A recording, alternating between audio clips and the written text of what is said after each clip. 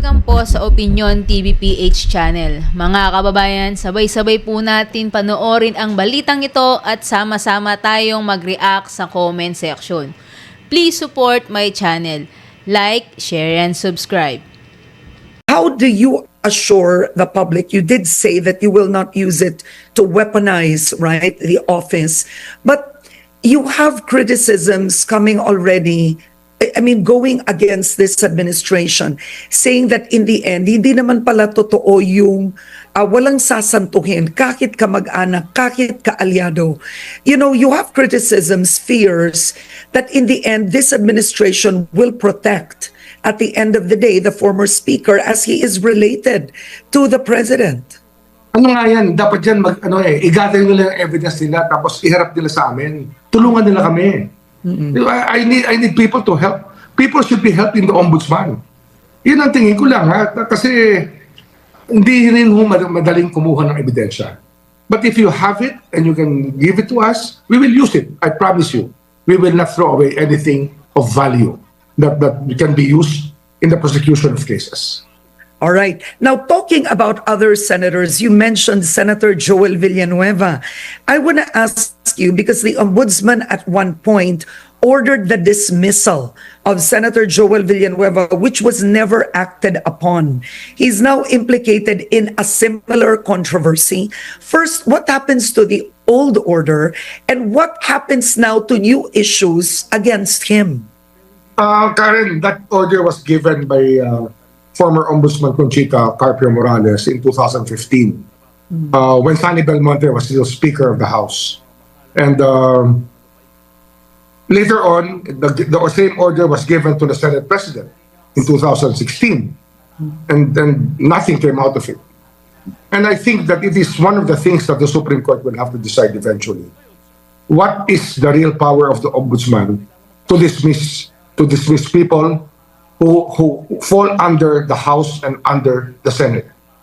Does the Senate have, or does the Senate leadership have an obligation to listen and enforce the orders of the Ombudsman within its system? Because that is the issue here. This office was created by the Constitution. It's a constitutional office, but it cannot be less important than the rules of the Senate or the rules of the House. So at the time, the Speaker didn't dismiss him, and the Senate allowed him to sit down as a senator, even though he was already dismissed and disqualified from public service. This has to come to a head, and we are relying on the judiciary to come up with a pronouncement on this matter. As sinasabi ko nga, when I try to go after with these cases, I will always seek out the advice of the judiciary, because they're half the legal system that we have. Sila talaga yung dapat nagsasabi na ito ang dapat gawin diyan, o dapat diyan dalhin nyo sa COMELEC kung sasabihin nila para hindi na yan makaupo. But they have to lay down guidelines in this matter. They're not perfect. The judiciary is not perfect, but at least we have a working judiciary that can decide controversies of this magnitude. If I were to ask you, what do you believe is the power of the ombudsman under the Constitution? Halimbawa, meron kayong inutos, it doesn't have to be Senator Villanueva, kailangan ma-dismiss, nakaupong senador. What do you believe kung ano ang tama? Kasi paano nga yun? Halimbawa, dapat yan Karen, that should be enforceable immediately. By a letter containing the decision given to the Senate President. And the Senate President should be the one to enforce it. That is the only way to do it. And then, of course, I guess the person... We will try it now. Yes. We will try to enforce it now. We will write a letter to the Ombudsman, to the Senate President, ask him to enforce a long a letter that was supposed to have been sent long ago, and ask him now to enforce that order, because that is the way it works. They have to respect. We have to respect each other here. We respect their rules. We respect the way that they conduct business. We respect the independence of the Senate. But the design of the government is that the ombudsman is there to protect the people. And we all are there to serve the people. So it has to come to a head sooner or later. Okay, I want to make this clear because you're announcing something new today. Are you saying that you will write to Senate President Tito Soto, I guess, is it today or within the week, to immediately enforce I will try to have it done today so I can deliver it to him tomorrow when I Okay. go to the Senate, because we have a budget hearing at the Senate. Oo. It's something that has to be decided between men and between institutions. And it has to be for the good of the people. Why? What is the meaning of this office if people will just ignore the orders of this office? So you will write a letter today Yes. to enforce the I will old hand carry it to the Senate President Pero tomorrow. let me just say, the old dismissal order of Conchita Carpio Morales against Senator Joel Villanueva. Yes, I will do it, Karen. Because it has to be done. It is the only incident lacking for the court to decide. So there's a justiciable controversy. We have to create it. We cannot just stand there and be a bystander. We have to be the active participants to trigger a response from the court. Okay. All right. Now, you may have the Senate once again acting as a body protecting their own. What would you do when it repeats itself? Well, we will go to court. We will go to the Supreme Court. It is really meant to go to the Supreme Court if they do not obey. And chances are they will not obey. Because it's a collegial body that decides only on political matters when it comes to decisions like this. So it has to become a justiciable controversy for the court to decide. So if they refuse to do it or it's not enforced, the vote is not gotten, then we will ask the courts about how the hell do we enforce an order from the ombudsman when it's final in the executory? Or even when it's not final in the executory, but because it contains a grave offense, you're found guilty of a grave offense, I think that it's our duty to enforce it.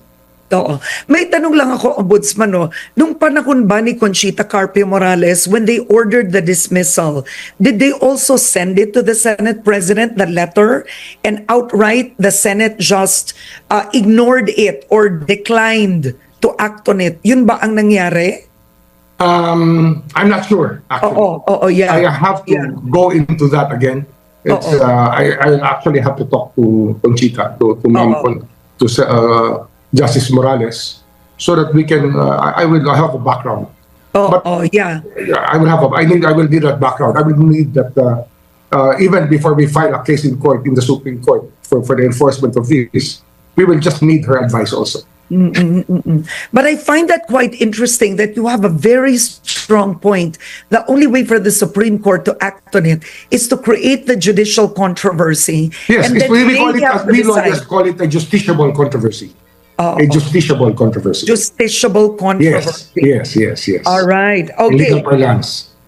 Now, other than that, I want to ask you is Senator Amy Marcos. I just want to ask you, because what do you believe motivates her opposition to your appointment as ombudsman? What is the reason? Her politics. She's playing to the crowd. She's playing to the DDS. She wants to be loved by the DDS. And they're weaponizing their position to vilify my reputation. And to even spread fake news. What fake news? That there was a kidnapping? If that's a kidnapping, the ICC will not accept President Duterte in their fold. Nothing illegal has been declared by the Supreme Court after all these months, 7 months. And I think that this thing has to stop. Let the courts decide. Let the justice system roll properly, so that we know liabilities, how the liabilities will be treated by the ICC, because it's there already. Nothing can be done about it. Okay. Now, when it comes to the office, even before you came in as ombudsman, the office actually faces criticism on backlogs, digitalization delays.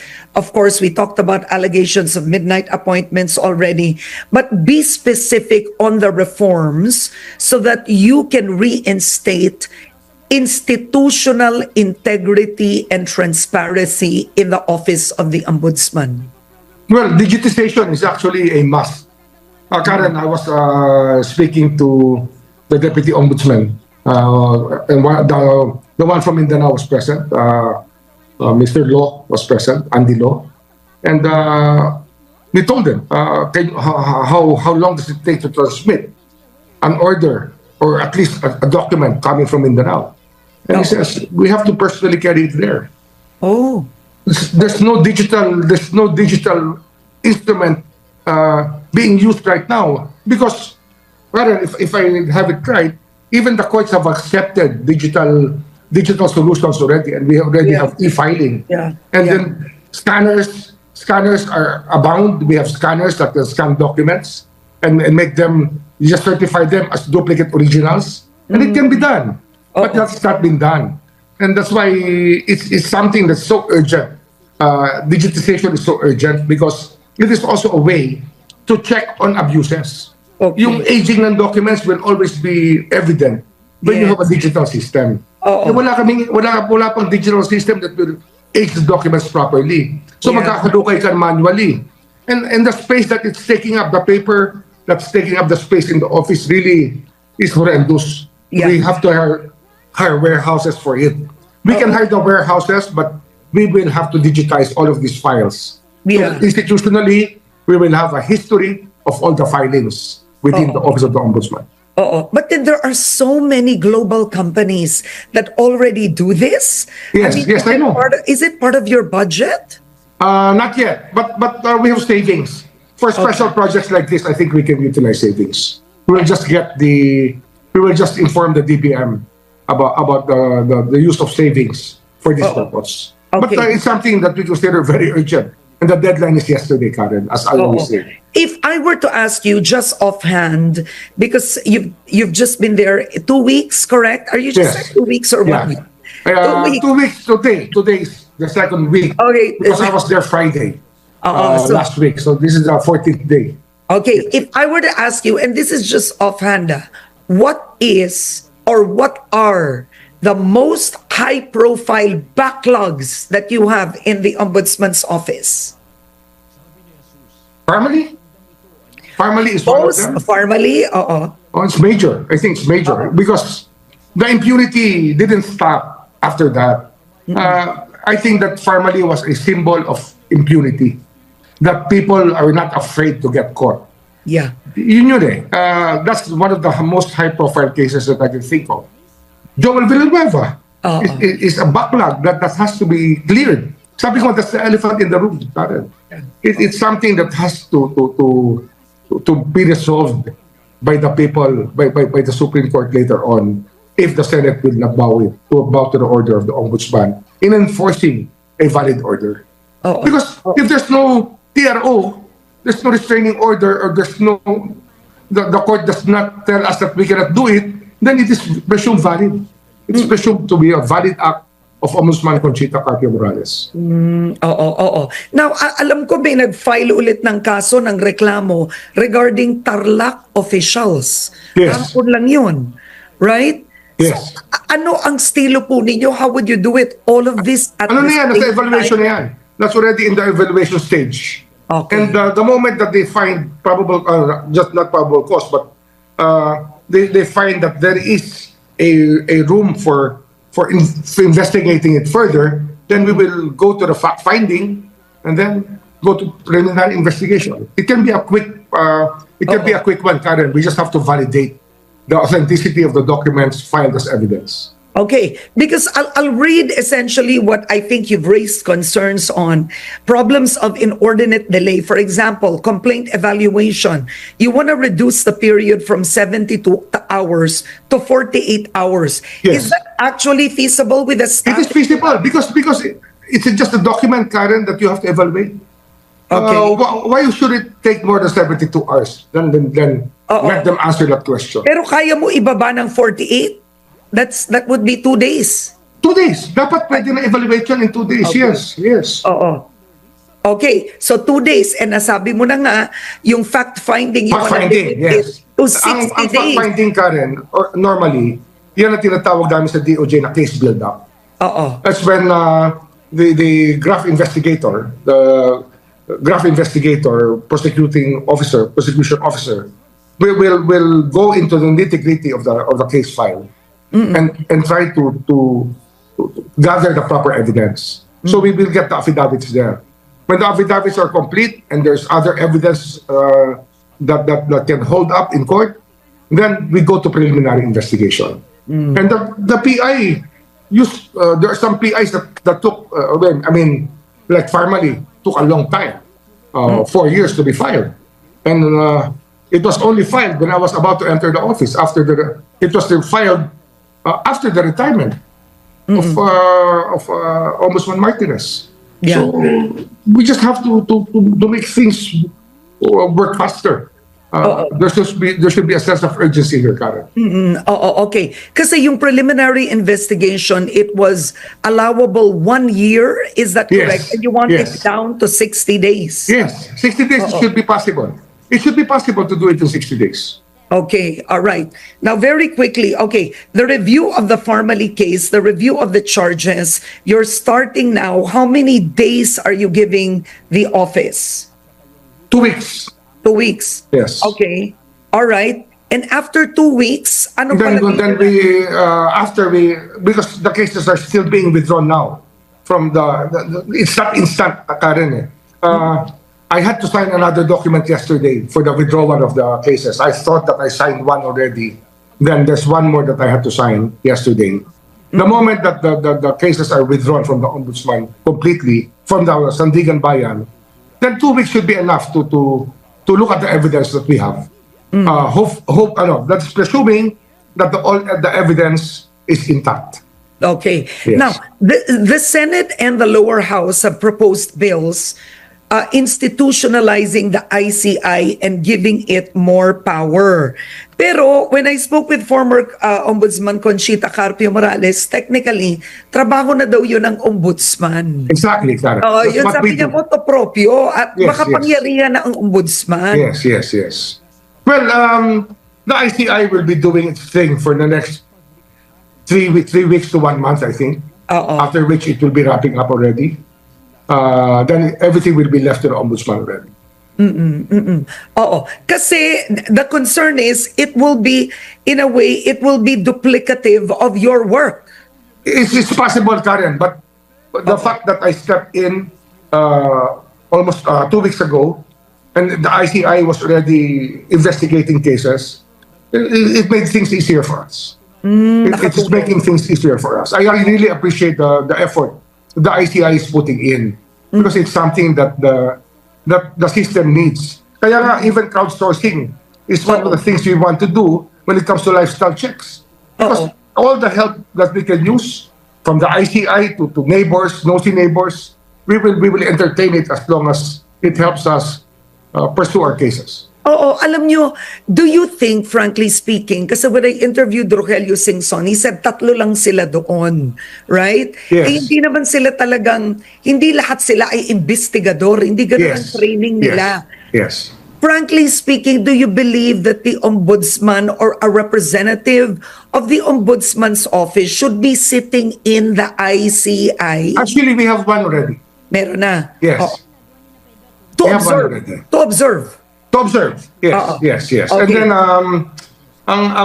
we gave them. I was not yet in the ombudsman's office when I was still in DOJ. We made sure that the PAO gave them lawyers who will help them process all the information and buttress their legal theory. So Okay. it's something that had to be done when I was still in the DOJ. All right. Now, there's a question here that came in. The possible charges against former Senate President Francis Cheese Escudero. So one of the accusations is Escudero receiving 30 million pesos from a contractor as a campaign donation, right?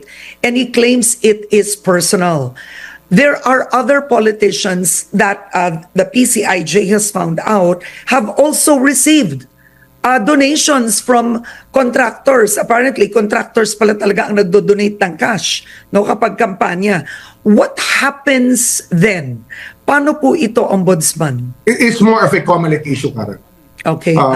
Only when there is already an allegation of criminal intent will the ombudsman step in. So let the COMELEC decide it first, because that actually is tantamount to disqualification of from public from office, and that's an election offense that cannot be cannot be ignored. So even natin sa COMELEC yan. Oo. And let the ombudsman do its job if it has to later on.